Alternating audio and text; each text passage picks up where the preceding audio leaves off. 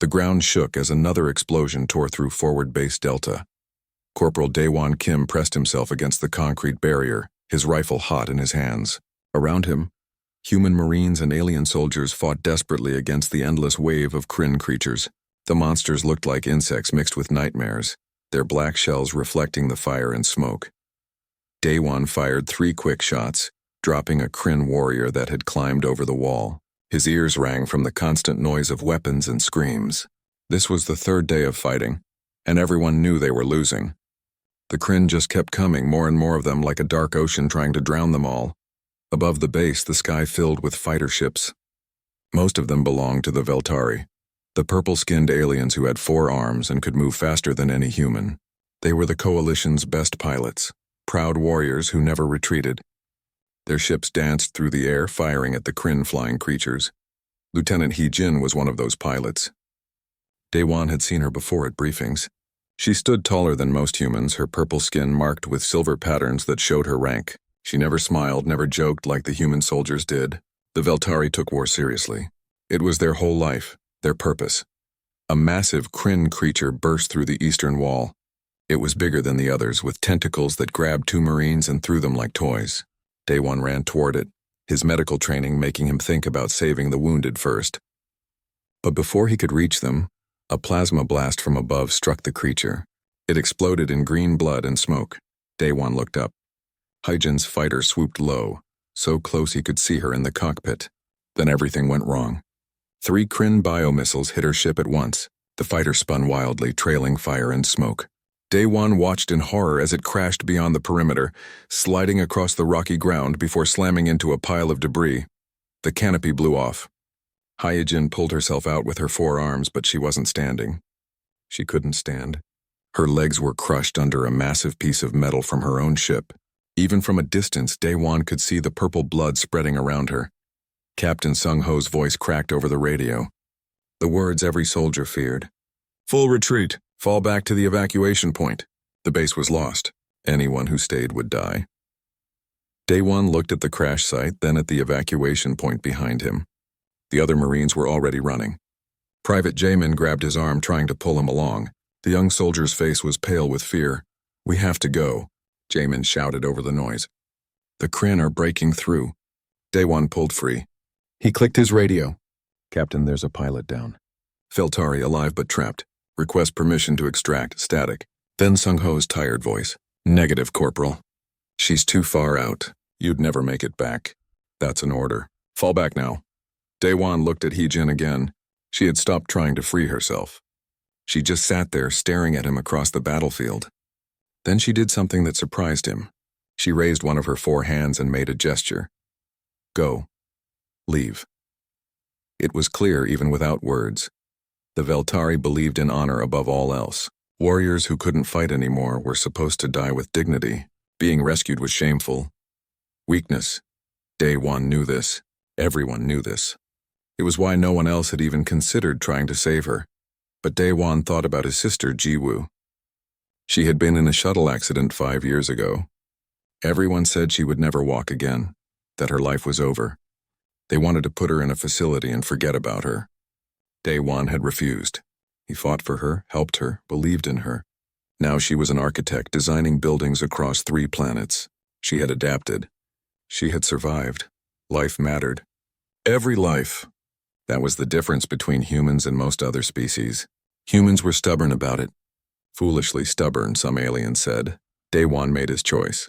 He dropped his heavy pack, keeping only his rifle and medical kit. Then he ran. Not toward the evacuation point. Toward the crash site. Toward Hee-jin. Kim, no.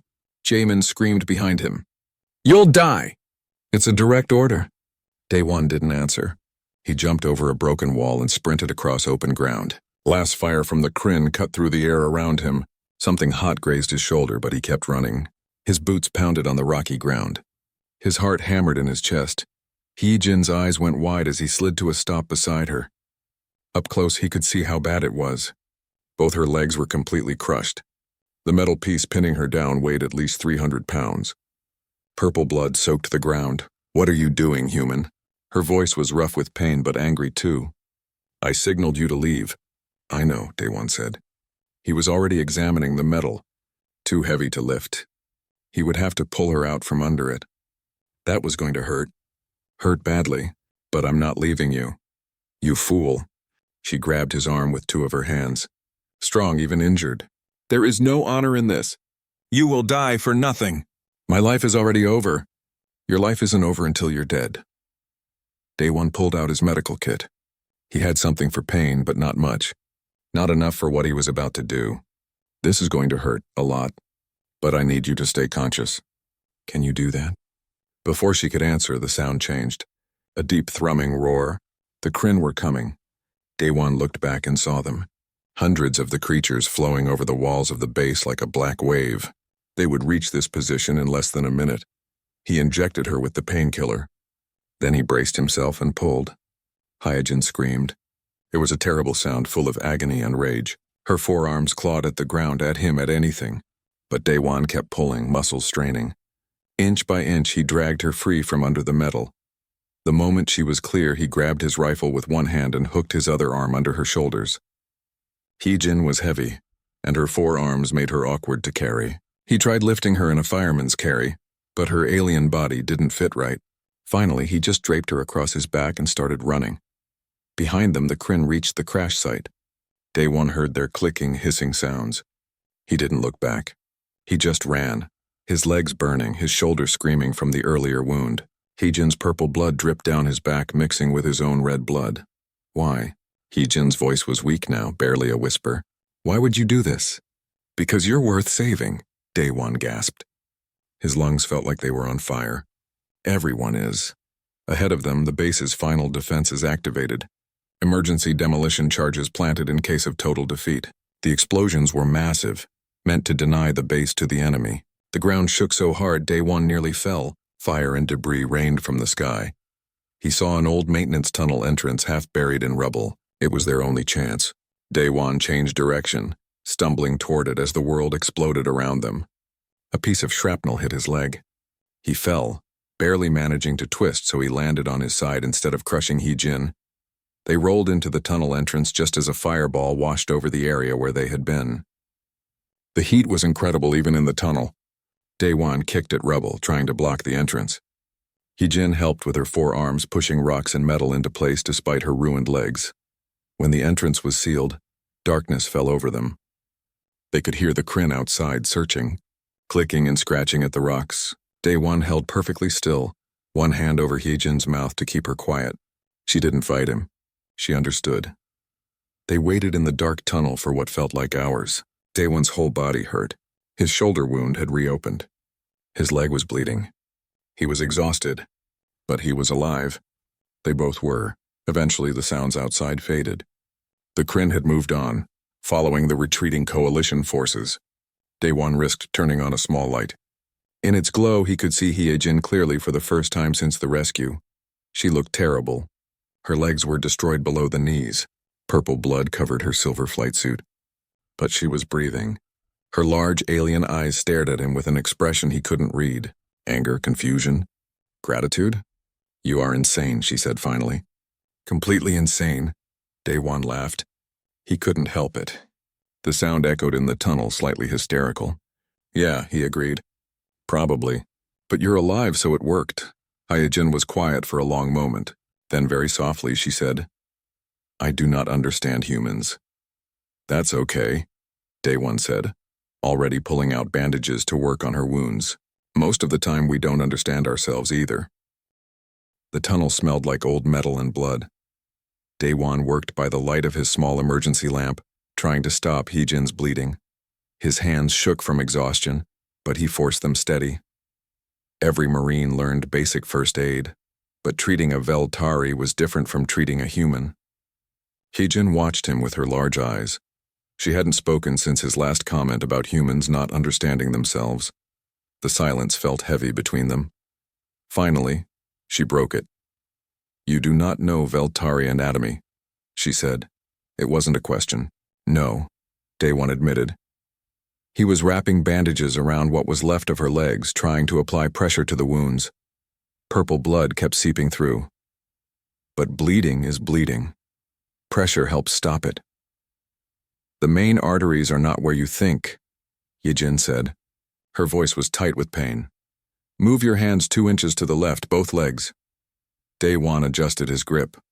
The bleeding slowed. Relief washed over him. Thank you. You should not thank me. I should not be helping you. Yijin's 4 hands clenched. By helping you save me, I am prolonging my dishonor. Is life really so bad? Daewon asked quietly. He finished securing the bandages and sat back against the tunnel wall. His own wounds throbbed. The cut on his shoulder, the shrapnel in his leg. He would deal with those later. Yejin was silent for a long time. Outside, they could hear distant explosions. The war continued without them. Finally, she spoke. You do not understand. A Veltari warrior is defined by their ability to fight. Without that, what am I? Nothing. Less than nothing. A burden. You're a person who's had something terrible happen to them, Daewon said. That doesn't make you nothing. It makes you someone who needs help. Everyone needs help sometimes. Humans, Yejin shook her head. So strange, so soft. This is why other species think you are weak. Maybe, Daewon agreed. But I'd rather be soft and alive than hard and dead. He checked his equipment. His rifle was damaged from the fall but still worked. He had 3 magazines of ammunition left. His medical supplies were almost gone. Food and water for maybe 2 days if they were careful. We cannot stay here, Hyejin said. She had been watching him inventory their supplies. The Kryn will search these tunnels eventually. I know. There's an old mining facility about 3 kilometers from here. Abandoned for years. The Coalition used it for supply storage before the Kryn pushed this far. If we can reach it, we might find shelter and supplies. Hyejin looked at her ruined legs. 3 kilometers. You plan to carry me 3 kilometers while avoiding Kryn patrols. Yes, you truly are insane. They waited until nightfall before moving. Daewon had learned that the Kryn hunted better in daylight. At night, their vision was poor. It gave humans and their allies a small advantage. Small, but real. Getting Hyejin onto his back was difficult. She was heavy, and her 4 arms kept getting in the way. Finally, they figured out a system. 2 of her arms wrapped around his shoulders. The other 2 could hold his rifle, ready to fire if needed. It wasn't comfortable, but it worked. The night was dark and cold. 2 moons hung in the sky, giving just enough light to see by. Daewon moved slowly, carefully. Every step hurt. His leg wound throbbed. His shoulder felt like it was on fire. Hyejin's weight pressed down on him, but he kept moving. They had covered maybe a kilometer when Hyejin suddenly tensed. Stop, she whispered. Something ahead. Daewon froze. His heart pounded. He couldn't see anything, but Veltari senses were sharper than human ones. If she said something was there, something was there. Then he heard it. A wet, clicking sound. The kind the Kryn made when they were hunting. His blood went cold. In the darkness ahead, something moved. Large. Bigger than the warrior drones they had fought at the base. Tracker, Hyejin breathed. They sense fear. Movement. Heat. We need to hide. Now. Daewon looked around desperately. There. A narrow crevice in the rocks, barely wide enough for 1 person. He moved toward it as quietly as possible. Every footstep sounded impossibly loud in his ears. They squeezed into the crevice. It was so tight Daewon had to turn sideways. Hyejin was pressed against his back, her 4 arms wrapped around him. He could feel her breath on his neck. Quick, frightened breaths. She was scared. The proud Veltari warrior was terrified. The Kryn tracker came closer. In the moonlight, Daewon could see its shape. It looked like a huge centipede made of black metal and organic flesh. Dozens of legs. A head that was all mandibles and sensing organs. Long tendrils extended from its body, waving in the air, tasting for prey. One of those tendrils passed within inches of Daewon's face.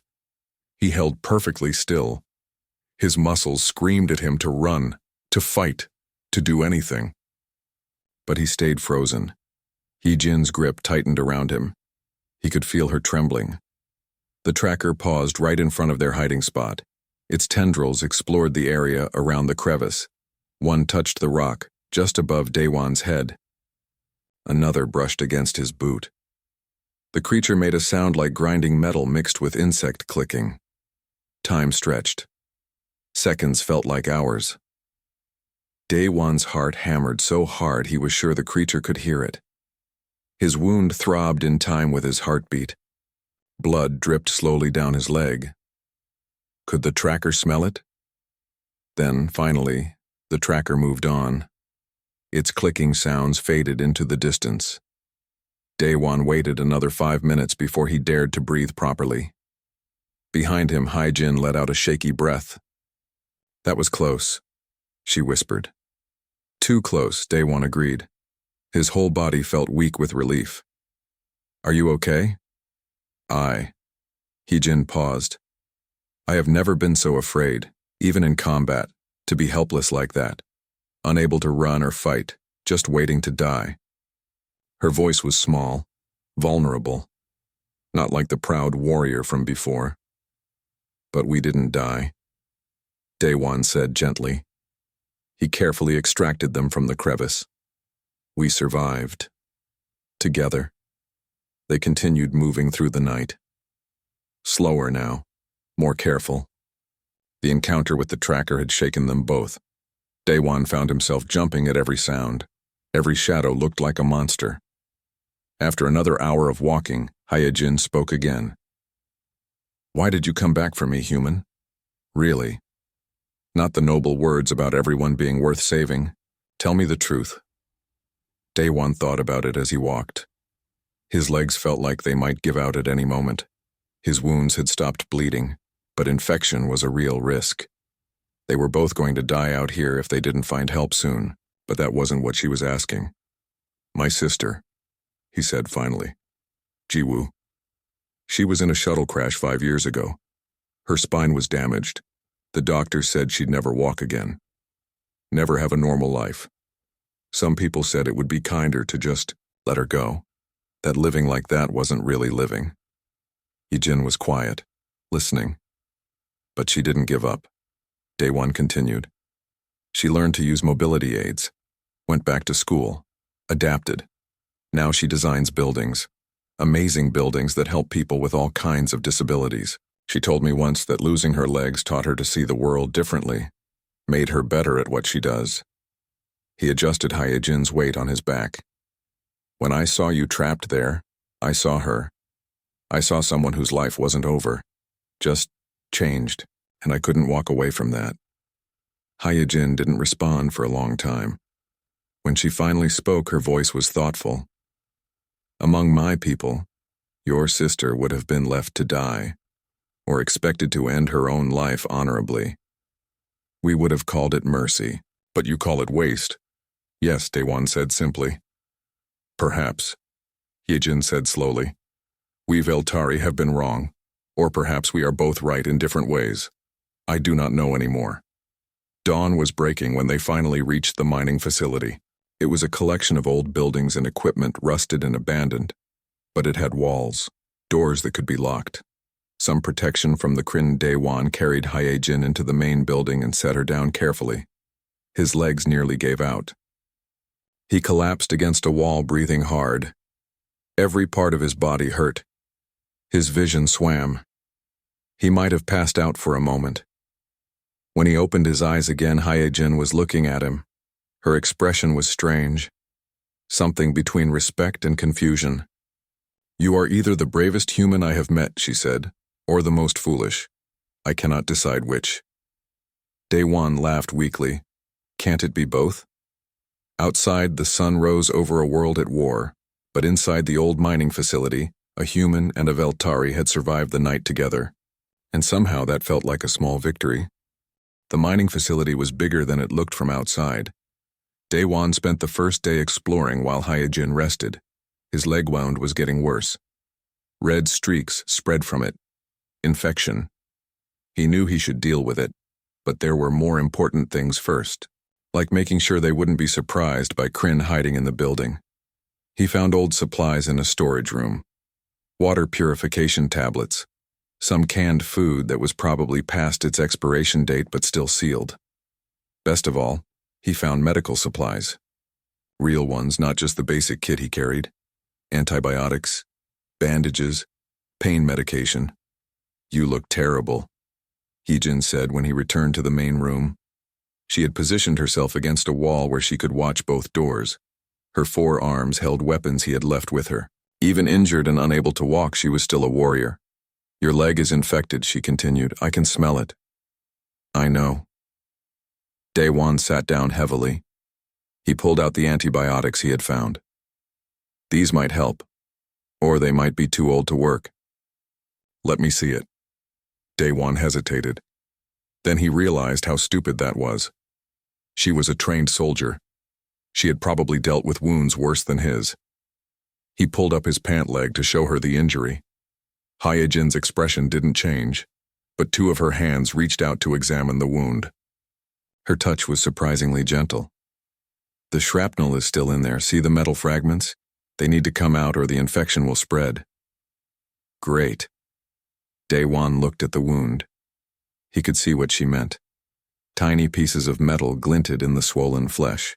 "This is going to hurt." "Very much," Hyejin agreed. "But I will do it. You saved my life. The least I can do is try to save yours." It was strange, letting the alien warrior work on his leg. Her 4 hands moved efficiently. 2 held his leg steady. 1 used a knife to carefully probe the wound. The 4th held a light. Despite her damaged legs, her upper body was perfectly steady, perfectly controlled. Daewon bit down on a piece of leather to keep from screaming. The pain was incredible. Each piece of metal she removed felt like fire. Sweat poured down his face. His vision went dark at the edges. "Done," Hyejin said finally. She cleaned and bandaged the wound with quick, precise movements. "The antibiotics should work now. Take 2 immediately, then 1 every 6 hours." Daewon swallowed the pills dry. His throat was too tight to manage water. "Thank you." "We are even now," Hyejin said. But there was something in her voice. Something softer than before. Perhaps. Over the next 2 days they fell into a routine. Daewon would scout the area around the facility, looking for threats and supplies. Hyejin stayed inside, setting up defenses. She was brilliant at it. Using her tactical training, she positioned equipment to create choke points. She rigged alarms from scrap metal and wire. She even figured out how to get some of the old mining equipment working. "The main door is our weakest point," she explained on the 3rd day. Daewon had found an old map of the mining tunnels, and they were studying it together. "If the Kryn attack, they will come through there first." "What if we collapse the entrance partially?" Daewon suggested. "Force them to come through one at a time." Hyejin's eyes lit up. "Yes, good thinking. And here," she pointed with one hand while another traced a different path on the map. "We can set up a secondary position. If they break through the main door, we fall back to here." Daewon found himself smiling. Working with her like this felt natural. She understood tactics in a way he never could, and he brought practical knowledge about the equipment and terrain. Together they made a good team. That night they shared a meal of heated rations. The food was terrible, but it was food. Daewon's leg felt better. The infection was clearing. Hyejin's wounds had stopped bleeding, though she still couldn't move her legs at all. "Tell me about your world," Hyejin said suddenly. "Earth." Daewon was surprised. Veltari usually didn't care about other species' homeworlds. They were too focused on their own warrior culture. "What do you want to know?" "Everything. Anything. I have fought beside humans for 3 years, but I never asked about where you come from. That seems foolish now." So Daewon told her. He described Earth's blue oceans and green forests, the cities that stretched toward the sky, the deserts and mountains and frozen poles. He told her about music and art and all the things humans created when they weren't fighting. "We have nothing like that on my world," Hyejin said quietly. "The Veltari have always focused on war, on strength. Beauty is considered a weakness. Art is a waste of time that could be spent training. That sounds lonely, Daewon said. It is. Heejin looked down at her hands, all 4 of them. I did not realize how lonely until now, until I had time to think about it. Usually there is always another battle, another mission. No time for thoughts like these. The 4th day brought their first real test. Daewon was outside checking the perimeter defenses when he heard the clicking sounds. Kryn. Not a tracker this time. Scouts. Maybe 5 or 6 of them. He sprinted back to the facility. Company coming. Hyejin was already in position. She had dragged herself to the secondary defensive point they had prepared. 2 of her arms held rifles. The other 2 were ready to reload or switch weapons. How many? At least 5. They're checking the area. They might not find us if we stay quiet. Or they might. Heejin's face was calm, focused. This was what she had trained for her entire life. If they do, we fight. You take the left approach. I will cover the right and center. Daewon moved to his position. His heart pounded, but his hands were steady on his rifle. The clicking sounds grew louder, closer. Then he saw them. 6 Kryn scouts, their black shells gleaming in the sunlight. They were spreading out, searching systematically. One of them found the entrance to the facility. It paused, sensing something. Then it started toward the partially collapsed doorway. Wait. Hyejin's voice whispered over the radio they had found. Let it come closer. Make the first shot count. The Kryn squeezed through the narrow entrance. Then another followed. Perfect. They were in the kill zone Hyejin had planned. Now, Hyejin said calmly. Daewon fired. His first shot took the lead Kryn in what passed for its head. The creature dropped instantly. Beside him he heard Hyejin's rifles barking. She fired with 2 hands while the other 2 ejected empty magazines and slammed fresh ones home. Her rate of fire was incredible. The Kryn tried to retreat, but the narrow entrance trapped them. Daewon kept firing. Aim, breathe, squeeze. Aim, breathe, squeeze. Just like training. The creatures fell one after another. In less than 30 seconds it was over. 6 dead Kryn lay in the entrance. Silence fell over the facility. Daewon's ears rang from the gunfire. His hands shook slightly from adrenaline. Good shooting, Hyejin said. She was calmly reloading her weapons. Your aim has improved. Thanks. Daewon checked his ammunition. Half a magazine left in his rifle. 2 full magazines remaining. You were right about the choke point. They couldn't maneuver. We made a good team, Hyejin said. Then she paused, looked at him directly. You fought well, for someone who is not a warrior by training. Daewon understood what she was really saying. It was respect. Real respect. From a Veltari warrior. That meant something. You commanded well, he replied. For someone who cannot walk. He meant it as a compliment, a way of saying that her disability didn't matter in combat. But the moment the words left his mouth, he worried he had said something wrong. Veltari were sensitive about any mention of weakness, but Hyejin laughed. Actually laughed. It was a strange sound, rough and unpracticed, like she wasn't used to laughing. Yes, she said. I suppose I did. That night, Daewon managed to repair an old communications unit he had found. It took hours of work, replacing burned circuits and jerry-rigging power systems. But finally the display lit up. A weak signal, but real. He sent out an encrypted distress call with their coordinates, then waited. For a long time, there was nothing, just static. Daewon's hope began to fade. Maybe the coalition had already retreated too far. Maybe no one was listening. Then the radio crackled. Captain Sung-ho's voice, faint but clear. Corporal Kim, is that really you? Yes, sir. Daewon's voice caught in his throat. Lieutenant Hyejin is with me. We're both alive. There was a long pause. Then Sung-ho spoke again, his voice heavy. I'm glad you made it, Kim. But I have bad news. We're pinned down 50 kilometers from your position. Heavy Kryn presence between us. We cannot attempt a rescue, not now. Daewon's heart sank. He looked at Hee-jin. She was watching him, reading his expression. She already knew what the captain was saying. How long, sir? 3 days. Maybe 4. We're planning a major offensive. If it succeeds, we'll push through your sector. Can you hold out that long? Daewon looked around the facility. Their supplies, their defenses, Hye-jin's determined face. Yes, sir. We can hold. Good luck, Corporal. Sung-ho out. The radio went silent. Daewon turned to Hee-jin. We have 3 days. Then we make them count, she said.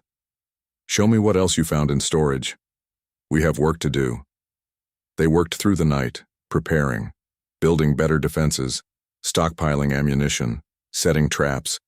If the Kryn came in force, they would be ready. They had to be, there was no other choice.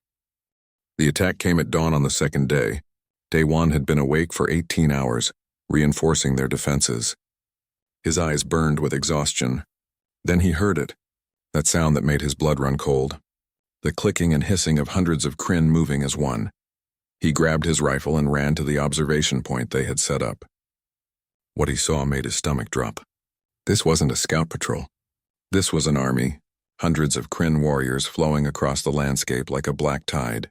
They had found the facility, and they were coming. Hye-jin, he shouted, running to the control room. We have a problem. She was already at her station, monitoring the security cameras they had repaired. Her face was grim. I see them. This is a full assault force. They know we are here. Can we hold? Daewon asked. He already knew the answer. But he asked anyway. For a while. Hye-jin pulled up a tactical display on the screen. We have good defenses. Good position. But against those numbers, she didn't finish. She didn't need to. Then we make every shot count, Daewon said. He checked his weapons. 2 rifles. 4 magazines. His sidearm with 3 magazines. 2 grenades. Not enough. Not nearly enough. The first wave hit like a hammer. Dozens of Kryn warriors threw themselves at the entrance. Daewon fired into them from the barricade they had built. Beside him, the automated turrets Hee-jin had reprogrammed rattled to life. The noise was deafening. The Kryn fell in heaps, but more kept coming. For every one that died, 2 more took its place. They climbed over the bodies of their own dead. They had no fear, no hesitation. Just an endless, mindless need to destroy. Fall back. Hee-jin's voice cracked through the radio. Secondary position. Daewon threw his last grenade and ran. Behind him, the explosion sealed the entrance temporarily. It would buy them maybe a minute.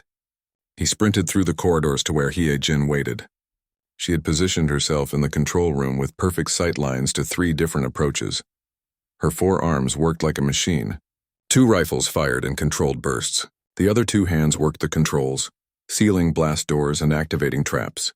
Daewon took position beside her and added his fire to hers. The Kryn broke through the entrance. They poured into the facility like water through a broken dam, but Hye-jin's trap system funneled them into narrow corridors. They could only come at the control room from 3 directions, and those approaches were covered by weapons and defensive barriers. Left corridor, Hee-jin called. Daewon shifted his aim. The Kryn tried to rush them, but they had to climb over debris and barriers. It slowed them down, made them easy targets.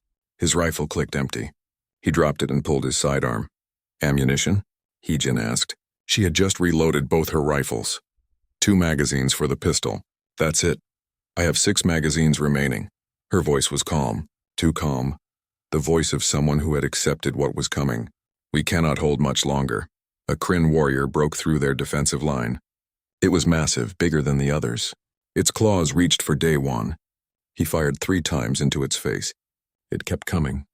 He fired again, and again. The creature fell at his feet, green blood spraying across his boots. His pistol clicked empty. He looked down at it stupidly. Out of ammunition already. He pulled his combat knife. It felt small and useless in his hand. Another Kryn came at him.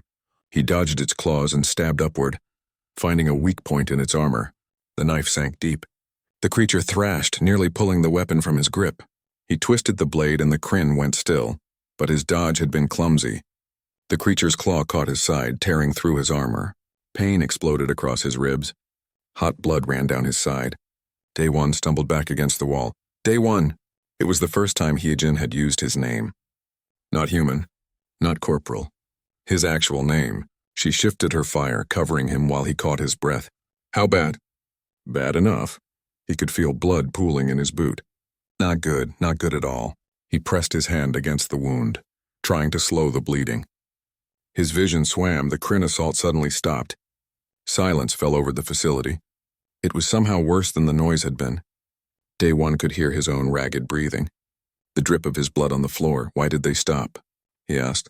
They are regrouping, preparing for a final assault. Hyejin set down her rifles. She looked at Daewon with those large alien eyes. We will not survive the next attack. Daewon slid down the wall to sit beside her. His whole body hurt. The wound in his side throbbed in time with his heartbeat. He was so tired. I'm sorry. I got you into this. No. Hyejin reached out with one of her hands and took his. Her skin was warm, alien, but somehow familiar now. You gave me 3 more days of life. 3 days I would not have had. That is not nothing. Is that enough? Daewon asked. 3 days? Hyejin was quiet for a moment. Then she spoke, her voice soft. Before this, I would have said no. A Veltari warrior needs glory, needs honor, needs victory. But now, she gestured with her other hands at the control room. At their improvised fortress, at him. Now I think maybe survival is its own kind of victory. Adapting is its own kind of strength. You showed me something important, Daewon. You humans fight so hard for each other, not for honor or glory, just because you believe every life matters. Even mine, even when I told you to leave me. Even when it made no sense. She squeezed his hand. Thank you for that. For showing me that weakness and strength are not opposites. That needing help does not make someone worthless. My people have been wrong about so many things, Daewon squeezed back. His hand felt small in hers. You're welcome. And thank you for being worth saving. They sat together in the quiet. Outside, the Kryn were gathering for their final push. Daewon could hear them moving, organizing. It wouldn't be long now. I wish I could have met your sister, Hyejin said. Jiwoo, she sounds like an impressive person. She is. Daewon smiled despite everything. She would like you. She always said the best people are the ones who overcome something difficult, who adapt and keep going. Perhaps in another life I could have met her, could have learned from her. Hyejin looked down at her ruined legs, could have shown her that aliens can adapt too. The clicking sounds grew louder. The Kryn were coming. Daewon struggled to his feet, using the wall for support. He picked up his knife. It was still his knife, still his only weapon. Hyejin checked her rifles one last time. Ready? She asked. No, Daewon admitted. But let's do it anyway. The Kryn burst through all 3 corridors at once. It was their final assault. Everything they had left. The control room filled with the sound of gunfire and alien screams. Hyejin's rifles barked continuously. Daewon fought with his knife, stabbing and dodging, pure survival instinct keeping him moving despite his wounds. They fell into a rhythm. Hyejin would call out targets. Daewon would move to cover gaps in their defense. They fought as one unit, human and Veltari, 2 wounded soldiers against an army. But the Kryn kept coming. Hyejin's last magazine ran dry. She threw the empty rifle at a Kryn and picked up Daewon's discarded sidearm. But it was empty too. She threw it as well and grabbed a piece of metal debris, using it as a club with 2 of her hands while the other 2 tried to seal blast doors. Daewon's knife broke off in a Kryn's armor. He fought with his bare hands now, punching, kicking. Anything to survive one more second. His vision was going dark at the edges. Blood loss. He was dying. They both were. Then everything changed. The ceiling exploded inward. Not from a Kryn attack. From above. Debris rained down. Through the smoke and dust, Daewon saw the most beautiful thing he had ever seen. A coalition gunship, its weapons blazing. The ship's cannons tore into the Kryn forces. Heavy plasma fire vaporized entire groups of the creatures. The assault broke. The Kryn tried to retreat, but the gunship blocked their escape. It was a slaughter. A beautiful, wonderful slaughter. Captain Sung-ho's voice came over the radio. Loud and clear. Corporal Kim. Lieutenant Hyejin. We are here for pickup. Can you move? Daewon looked at Hyejin. She looked at him. They were both covered in blood. Both barely able to move. But they were alive. Somehow, impossibly, they were alive. Yes, sir. Daewon shouted into the radio. His voice cracked with emotion. "We can move." Marines rappelled down from the gunship. Private Jamin was first through. His young face went pale when he saw them. "Holy hell! You actually survived." "Yeah," Day-One laughed. It hurt his ribs, but he couldn't help it. "We did." 2 Marines carefully lifted Hyojin onto a stretcher. 2 more helped Day-One. The gunship lifted them up through the hole in the ceiling. Below, the mining facility burned. Above, the sky opened up to show a battlefield. The coalition offensive was pushing through, driving the Kryn back. As they flew toward safety, Day-One turned his head to look at Hee-Jin on the stretcher next to his. She was looking back at him. Her 4 hands were folded across her chest. She looked exhausted, hurt, but alive. "We made it," he said. "Against all probability," she replied. "Against all logic." "We survived." "Together," Day-One added. "Together," Hyojin agreed. One of her hands reached out to grip his. "Thank you, Day-One, for everything." Day-One held her hand as darkness finally claimed him, but it was okay. He could let go now. They were safe. They had made it. And somehow that made all the pain worth it. Day-One woke up in a hospital bed. White lights. Clean sheets.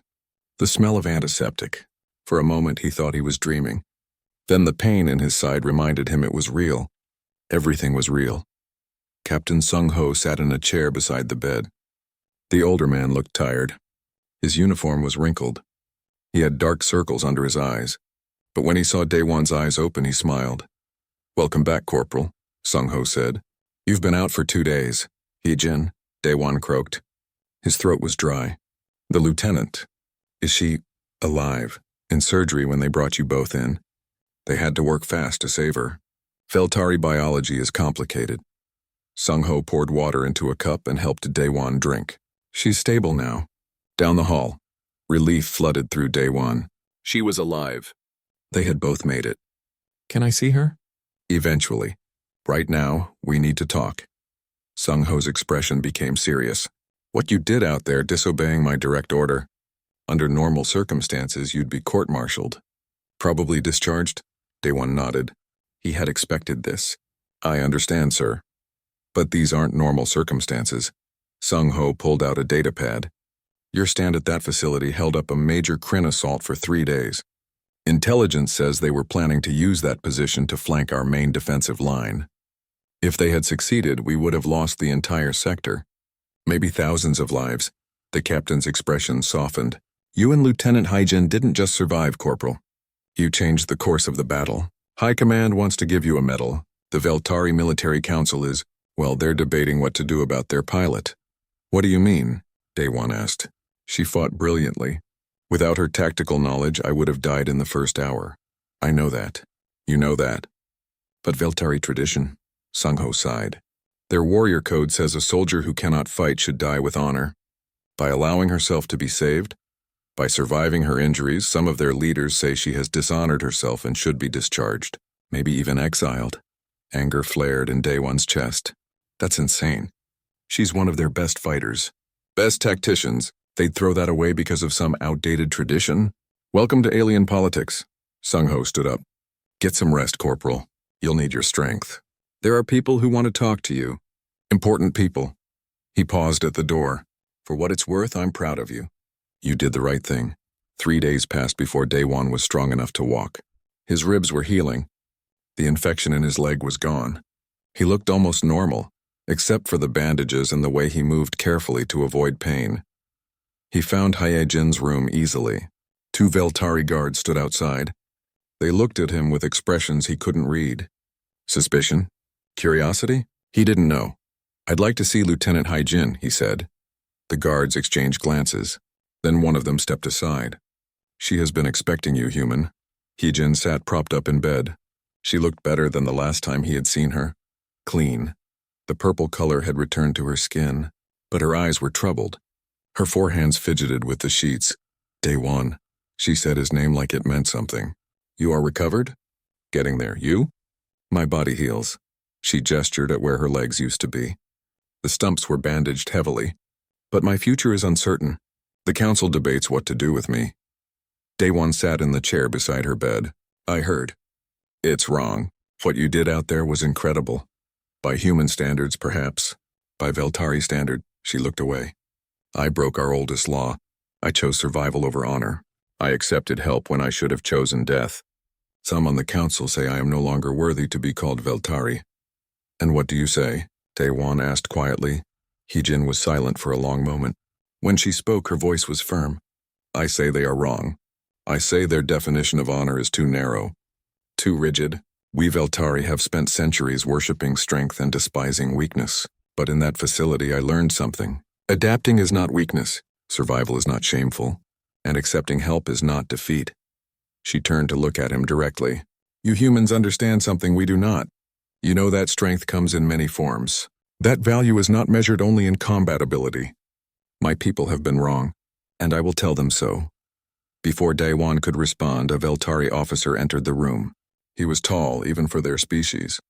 His silver markings indicated very high rank. Commander Yuri, if Daewon remembered correctly. Heejin's direct superior. Lieutenant, Yuri said. Then he looked at Daewon. And the human who started all this trouble, leave us. I must speak with my officer. He stays, Heejin said firmly. Whatever you have to say to me, you can say in front of him. Yuri's expression was unreadable. Finally, he nodded. Very well.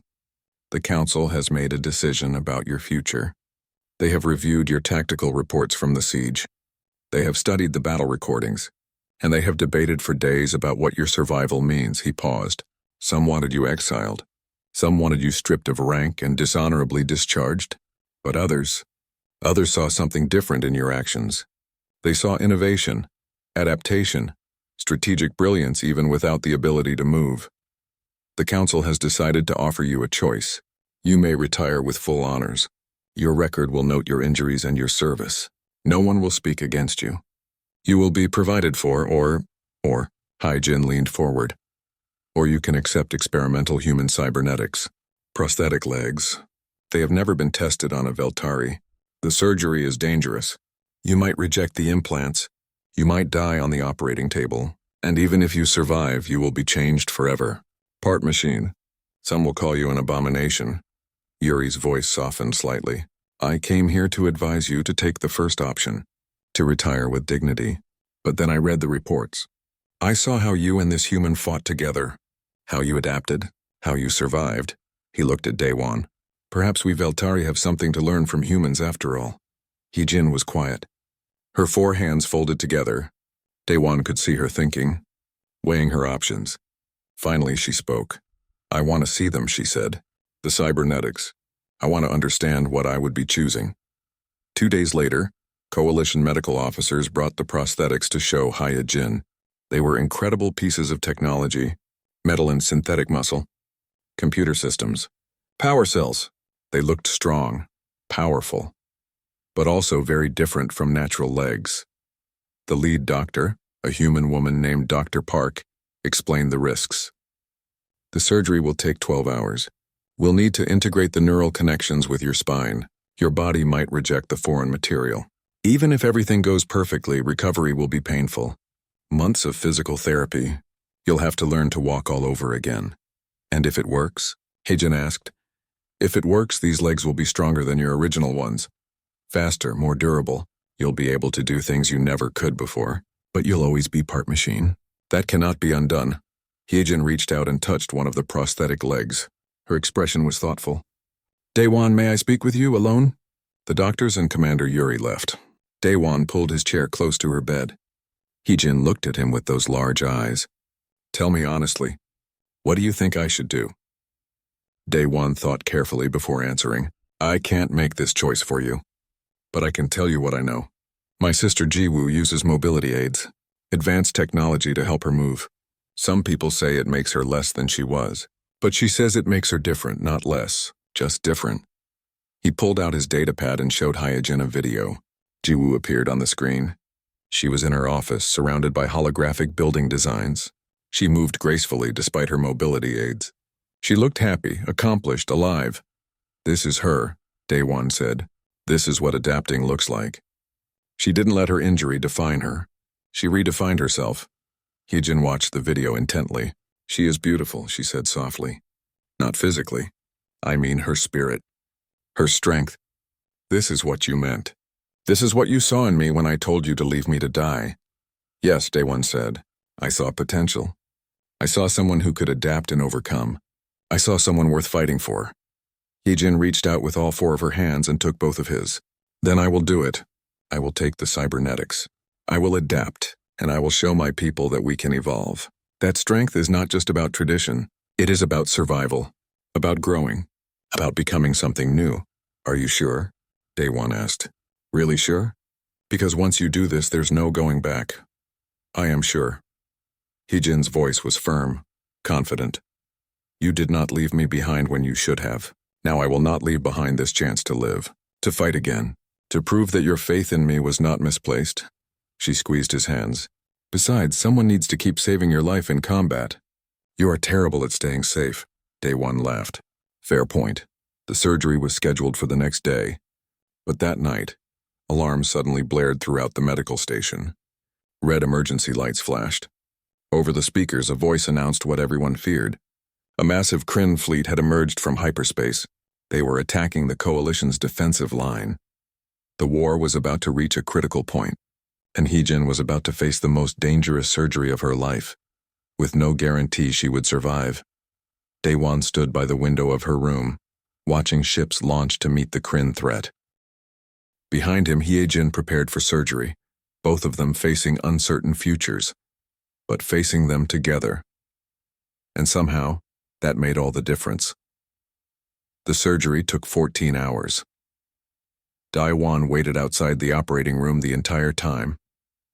Other Marines came and went. Captain Sung-ho stopped by to check on him. Private Jamin brought him food he didn't eat, but Daewon never moved from that chair. Through the window, he could see flashes in space. The battle against the Kryn fleet continued. Ships exploded. Lives ended. The war went on. But in this small room, time seemed frozen, waiting, hoping.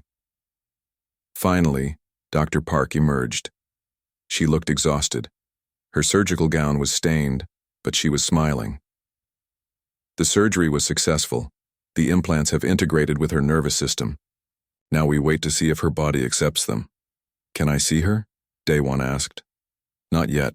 She needs to rest. The next 72 hours are critical. If her body starts rejecting the cybernetics, we'll need to remove them immediately. She could die, Corporal. I need you to understand that. Daewon nodded. He understood. But understanding didn't make the waiting easier. The first crisis came on the second day. Heejin's body temperature spiked. Her immune system was attacking the foreign material. Dr. Park and her team worked frantically, adjusting medications, trying to find the right balance. Daewon watched through the window, helpless. All he could do was wait. Then, slowly, her temperature came down. The crisis passed. But Dr. Park warned there would be more. Hyejin's body was fighting a war inside itself.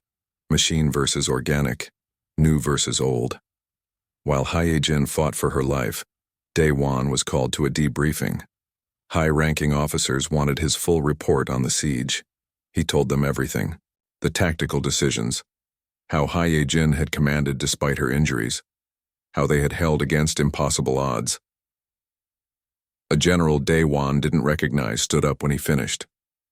Corporal Kim, your actions have drawn attention from the highest levels of command. Both human and Veltari leadership are watching this situation closely. What you and Lieutenant Hyejin accomplished was remarkable, but it has also created complications. What kind of complications, sir? Daewon asked. The Veltari High Command is divided. Some see the lieutenant as a hero. Others see her as a traitor to their warrior code. But all of them are watching. If she survives this surgery and can fight again, it could change how the Veltari view disability, injury, recovery. It could change their entire military culture. The general looked directly at Daewon. We want to create a new special operations unit, human and Veltari working together, combining our adaptability with their combat prowess.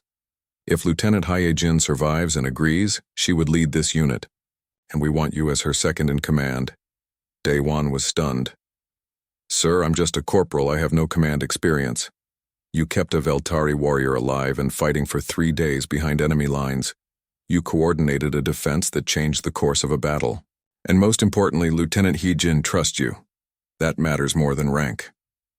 The general smiled slightly. Besides, we're promoting you to lieutenant. Congratulations. On the third day, He-jin finally woke up. Daewon was there when her eyes opened. She looked weak, pale, but alive. How do you feel? He asked. Like I died and came back wrong. She whispered. Her voice was hoarse. Everything hurts. I can feel the cybernetics. They feel alien. Wrong. Give it time, Daewon said gently. Your body needs to adjust. What if it never does? What if I made the wrong choice? Fear showed in her eyes. Real fear. What if I am broken forever? Then we'll figure it out together, Daewon said. But you're not broken. You're healing. There's a difference. Recovery was brutal. Every day brought new pain, new challenges. Hye-jin's body continued to fight the implants. She had fevers, infections, moments when the doctors thought they might lose her. But she fought through each crisis, stubborn, determined. Daewon visited every day. Sometimes he just sat with her. Other times he told her stories about Earth, about his sister Jiwoo, about anything that might distract her from the pain. And slowly, very slowly, Hye-jin began to improve. 3 weeks after surgery, Dr. Park said the words they had been waiting for. The integration is stable. Your body has stopped rejecting the implants. We can begin physical therapy. The first attempt to stand was a disaster. Hye-jin's new legs wouldn't respond properly. They were too strong, too sensitive. When she tried to stand, she fell immediately. Frustration and rage crossed her face. I cannot do this, she said, her voice breaking. These legs are not mine. I cannot control them. I am useless. You're learning, the physical therapist said. It takes time. I do not have time, Hye-jin shouted. It was the first time Daewon had heard her truly lose control. The war continues, my people fight and die, and I am here unable to even stand. She looked at Daewon, tears in her large eyes. Perhaps I should have chosen retirement. Perhaps I was foolish to think I could be a warrior again. Daewon knelt beside her. Do you remember what you told me in the mining facility? About how I showed you that adapting is not weakness? Well, now I'm going to show you again. Come on, get up, we're going to train. I cannot stand, she said bitterly. Then we'll spar sitting down, use your arms, your tactical mind. You don't need legs for everything. Daewon pulled out training pads. Hit me, as hard as you can. Hye-jin looked at him like he was crazy. Then slowly understanding dawned. She raised one of her forearms and struck the pad. The impact was strong, real. She hit again, and again, using all 4 arms in combinations that would be impossible for a human. Good, Daewon said, blocking and deflecting. See? You're still a warrior. Legs or no legs. Now let's work on balance while you strike. They trained like that for weeks. Hye-jin would practice strikes and blocks with her arms while trying to activate and control her new legs. Slowly, the cybernetics began to feel more natural. She could flex the feet, bend the knees, make small movements. Then came the breakthrough. 6 weeks after surgery, Hye-jin stood, really stood. Her cybernetic legs locked into position. She wobbled, but she didn't fall. Daewon was there to steady her, but she waved him off with 2 of her hands. I am standing, she said, wonder in her voice. I am actually standing. Yes, you are, Daewon said, grinning. Now try walking. The first step was jerky, awkward, but it was a step, then another, and another. Hye-jin walked across the room, her 4 arms held out for balance. When she reached the other side, she turned around. Tears streamed down her face. But she was smiling. Over the next month, Hye-jin's control improved dramatically. The cybernetics became an extension of her body. She learned their limits, their capabilities, and she discovered something unexpected. The new legs were stronger than her original ones. Faster, she could jump higher, run longer, move in ways she never could before. During a training session with Daewon, she demonstrated her new abilities. She moved like lightning, her 4 arms and 2 powerful legs creating a fighting style that was completely unique. Part Veltari combat technique, part human adaptability, part machine precision. Daewon found himself struggling to keep up. "You're incredible," he said, breathing hard. "Faster than before. Stronger." "Different than before," Hyejin corrected. "Not better or worse, just different. And I am learning to embrace that difference." That evening, Commander Yuri arrived with news. "The Council has made their decision. They want to create the Special Operations Unit. You will lead it, Lieutenant Hyejin. You will prove that our species can evolve. That adaptation is not weakness." He turned to Daewon. "And you, Lieutenant Kim, will serve as her second in command. Together, you will build something new. A team that combines the best of both our species." Hyejin looked at Daewon. "Are you willing? To work with me again? To risk your life beside someone who is no longer fully organic? You saved my life in that facility," Daewon said. "With your tactics, your knowledge, your refusal to give up. The fact that you have cybernetic legs now doesn't change who you are. If anything, it proves my point. You adapted.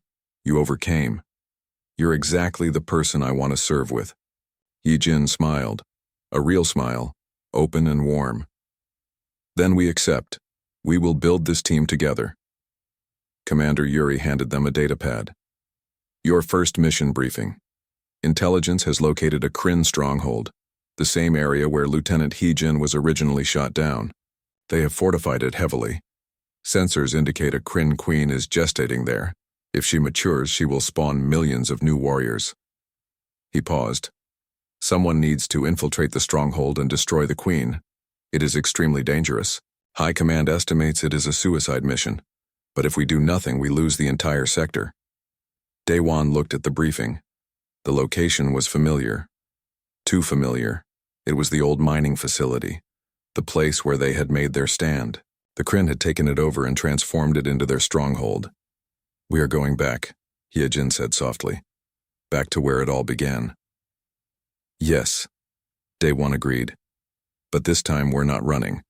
This time we're bringing the fight to them." Hyejin stood, her cybernetic legs supporting her perfectly. She looked strong, capable, ready. "Then let us prepare. We have a queen to kill." Commander Yuri nodded approvingly. "You have 2 weeks to recruit your team and prepare. Choose carefully.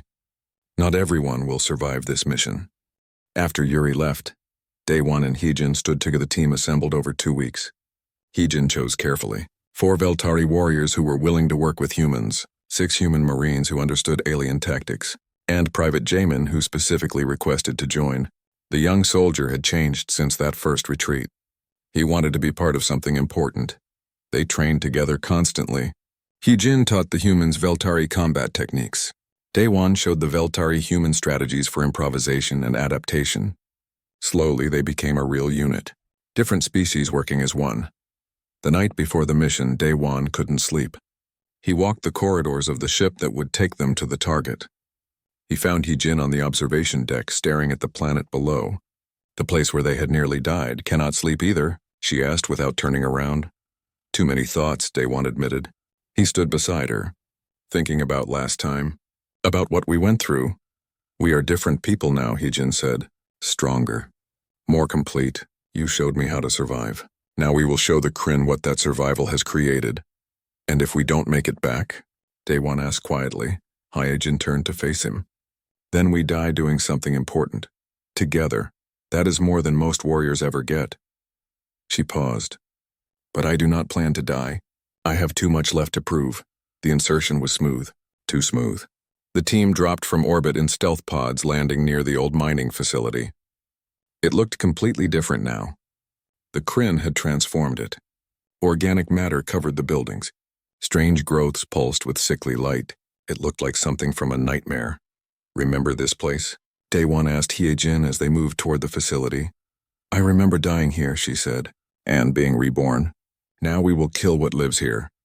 They passed through the ruins of Forward Base Delta, the place where Hyejin's fighter had crashed. where Daewon had made his choice to disobey orders. The wreckage was still there, now covered in Kryn growth, a monument to where everything changed. Hyojin stopped and placed one hand on the twisted metal. We were both different people then, weaker but also more certain about who we were. And now? Daewon asked. Now we are stronger, but we understand that strength comes in many forms. She looked at her team, humans and Veltari working together. This is what we have built. What you started when you refused to leave me. They infiltrated the facility using the old tunnels. Hyojin's knowledge of the layout combined with updated intelligence from orbital scans. The Kryn had clearly taken over, but some of the original structure remained. They moved quietly, avoiding patrols. The Queen's chamber was at the facility's center. They could hear it from corridors away. A wet pulsing sound. The chamber had been the old control room, the place where Daewon and Hyojin had made their last stand. Now it housed something terrible. Place the charges, Hyojin ordered quietly. Jaemin, take point on the eastern entrance. Humans on the left, Veltari on the right. We need 5 minutes to set all explosives. The team moved into position. Daewon worked alongside a Veltari warrior named Kyle, placing charges on support structures. The work was delicate. If they triggered an alarm early, they would be overwhelmed before the explosives were ready. They were 3 minutes into the operation when everything went wrong. Alarms shrieked through the facility. Kryn warriors poured from hidden chambers, hundreds of them. The team had walked into a trap. They knew we were coming. Jaemin shouted over the radio. It's an ambush! Hyojin's voice cut through the chaos. Calm, controlled. Continue placing charges. We complete the mission even if we die. Defend the positions! The team fought desperately. Plasma fire and Kryn screams filled the air. Daewon kept working on the charges while firing his rifle with his other hand. Beside him, Kale used all 4 arms to hold off the attacking Kryn. They fell back slowly, placing charges as they went. Last charge placed, Hyojin called. Fall back to extraction point! But the Kryn had blocked their escape route. The team was surrounded. Daewon looked at the tactical display. No way out. They had completed their mission, but they were trapped. Commander Yuri's voice came over the radio from orbit.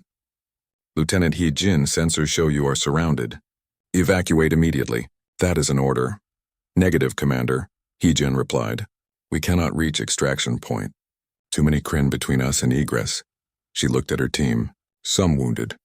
All exhausted. Fighting for their lives. Jaemin took a hit. He went down hard.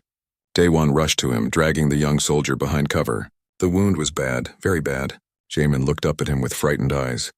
I don't want to die here, Jaemin whispered. You won't, Daewon promised. He looked at Hyojin. She was watching him, reading his thoughts. They both remembered this moment. Different circumstances, but the same choice. Leave someone behind or risk everyone. Hyojin made her decision instantly. Fighting retreat. We extract together. Use the charges to create a path. But the mission, Kale protested. The Queen. We'll die, Hyojin said firmly. But not at the cost of our team. No one gets left behind. That is the human way, and today it is also the Veltari way. She activated the detonator, not all the charges, just enough to collapse part of the structure, creating an opening in the Kryn lines. Move now! Daewon carried Jaemin. A Veltari warrior grabbed another wounded human. They ran through the chaos, fighting as they went. Hyojin led from the front, her cybernetic legs carrying her faster than any normal Veltari could run. She used her 4 arms to fire 2 rifles while reloading 2 more. She was magnificent, unstoppable, but the Kryn kept coming. The team reached the outer wall of the facility, but there was nowhere to go. The extraction point was still too far. They were trapped between the facility and the Kryn army. Daewon looked at the detonator in Hyojin's hand. Someone needed to trigger the main charges manually. The remote system had been damaged in the fighting. Someone had to stay behind. I will do it, Hyojin said, reading his thoughts again.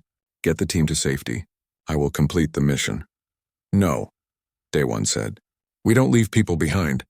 Remember? Then we die together, Hyojin said simply. She sealed the blast door between the team and themselves. Get them out, Kale. That is an order. Through the door they could hear Kale arguing.